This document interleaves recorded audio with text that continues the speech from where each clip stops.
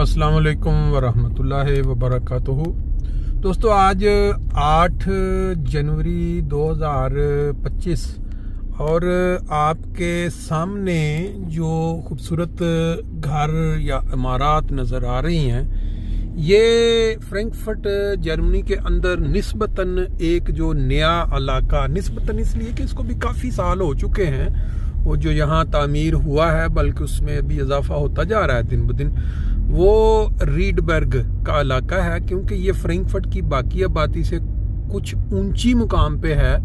जिस तरह के आपको इल्म में है कि कोई भी जगह दुनिया में जो थोड़ा दूसरे इलाकों से हट के ज़रा ऊंची होती है, उसकी प्राइस भी ज़्यादा होती है और उसकी आबो हवा भी क्योंकि अच्छी होती है। ये इमारतों की डिज़ाइनिंग से आप अंदाज़ा लगा सकते हैं कि ये इलाका बाकी जो फ्रैंकफर्ट का पुराना इलाका है उससे ज़रा हट के नज़र आ रहा है। हर इमारत जो है वो बड़ी एक ख़ास प्लानिंग के साथ और डिज़ाइन उसका या उसके कलर जो है वो बड़ा खूबसूरत बनाया गया है। तो इस इलाके को दिखाते दिखाते आपके साथ जो एक बात शेयर करनी इस वक्त मेरा मद्देनज़र है, वो पाकिस्तान के जो मौजूदा हालात हैं, जो वहाँ दरिंदगी इंसानों के अंदर फैल चुकी है। यानी इंसान जो है वो इंसान नहीं रहे, बल्कि वो दरिंदे बन चुके हैं। मैं थोड़ा इधर से भी चक्कर लगा लेता हूँ थोड़ा, ताकि आपको मुख्तलिफ डिज़ाइनिंग जो है ये देखें। आपको नज़र आ रहा है आगे सारा फ्रैंकफर्ट का वो आम शहर है जहाँ लोग आबाद हैं, लेकिन ये थोड़ा ऊंची जगह पे है, रीडबर्ग कहलाता है। और यहाँ लोग जो ज़्यादा अफोर्ड कर सकते हैं अमूमन, वो थोड़ा उस तरह वो वाले लोग यहाँ घर भी लेते हैं, और जिन्होंने ख़रीदा है वो भी, ये कोई लग रहा है सामने जैसे कोई लकड़ी के रख के उन्होंने आर्जी तौर पे कुछ किंडरगार्टन या कोई इस तरह की चीज़ बनाई हुई है। बहरहाल, इसके साथ इन नज़ारों के साथ जो बताने का जो मेन मकसद है वो ये है कि पाकिस्तान में एक सुखेरा और खरल बरादरी है। उनका 2 रोज से पूरे मुल्क के अंदर एक जो झगड़ा 2023 से शुरू हुआ वो डिस्कस हो रहा है, जिसमें जिस तरह के साथ वो लोगों की जान गई है थाने के अंदर। यानी जो लोग थाने में मौजूद थे उनको वो अपनी तारीख भुगतने, उन्होंने अपने आप को खुद पुलिस के हवाले किया था। क्यों कि उनकी आपस में जो दुश्मनी थी, इस फैमिली ने दूसरी फैमिली के काफ़ी नौजवानों को कत्ल कर दिया हुआ था। ये आपने सुन ले, मैं आपको भी थोड़ी सी इसकी तफसील वीडियो में भी दिखा देता हूँ जो किसी चैनल पे चली।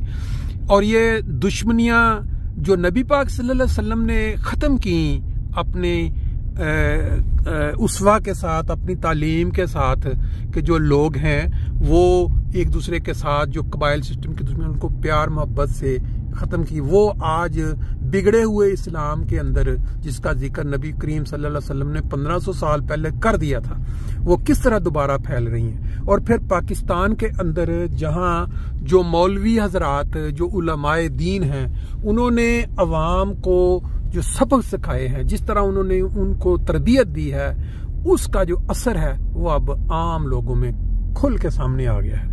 मसाजिद के मीनार तोड़ना, महराब तोड़ना, या जो फौतशुदा लोगों को की कब्रें खेड़ना, उनके कतबे तोड़ना, इस पे पूरे मुल्क के अंदर आज तक आपने कभी नहीं देखा होगा कोई एहतजाज हुआ हो, कोई ऐसी कम्युनिटी हो जो उठ खड़ी हो और कहे कि ये काम आप गलत कर रहे हैं, ये इस्लाम की तालीम नहीं है।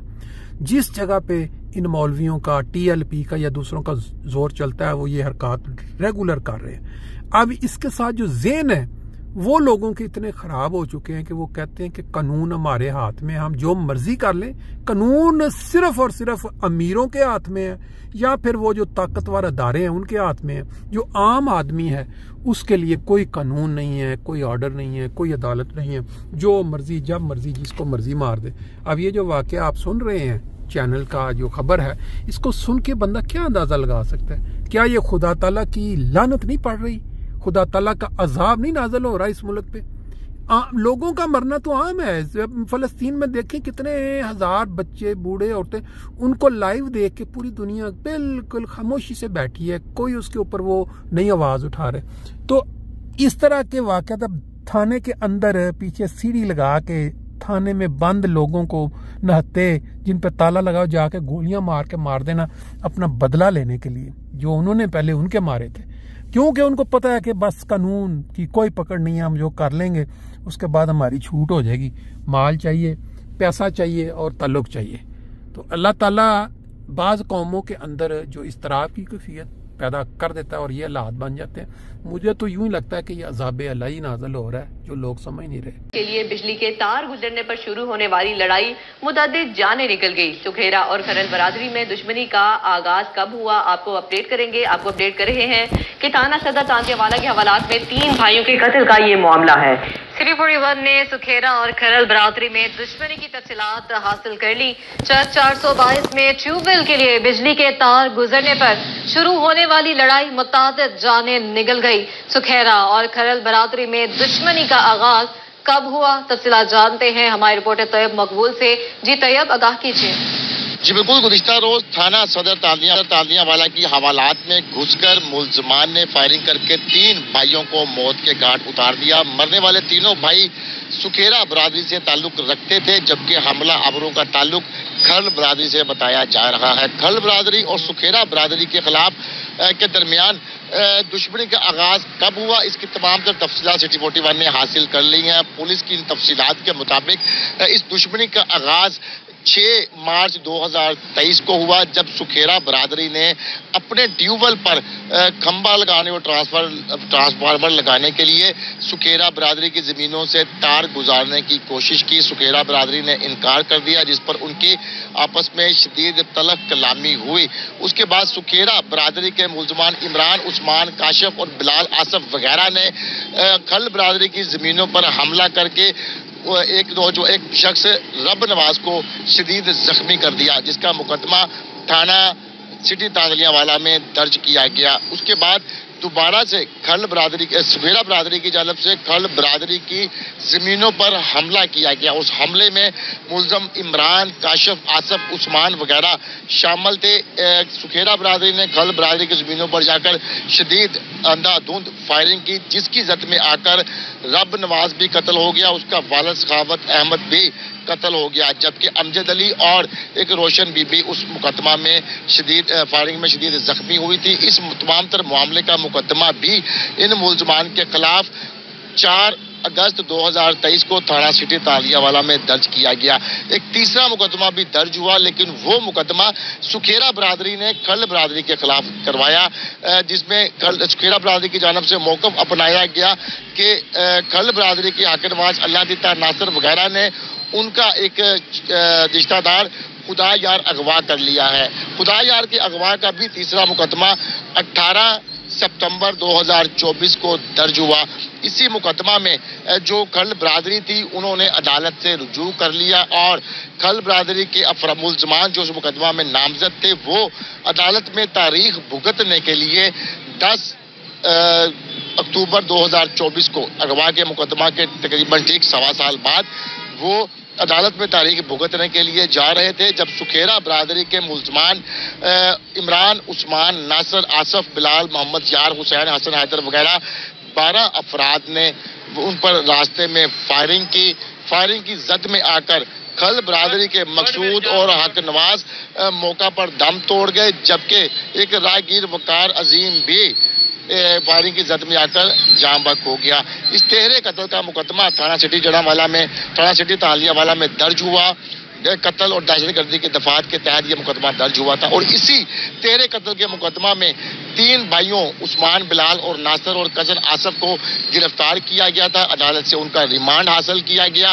रिमांड का आखिरी रोज था, उनको अदालत में पेश करना था, जब खरल बरादरी के मुल्ज़मान ने गुज़िश्ता रोज अलग सुबह थाना में दाखिल होकर उनको हवालात में तीनों भाइयों को मौत के घाट उतार दिया, वहां से फरार हो गए।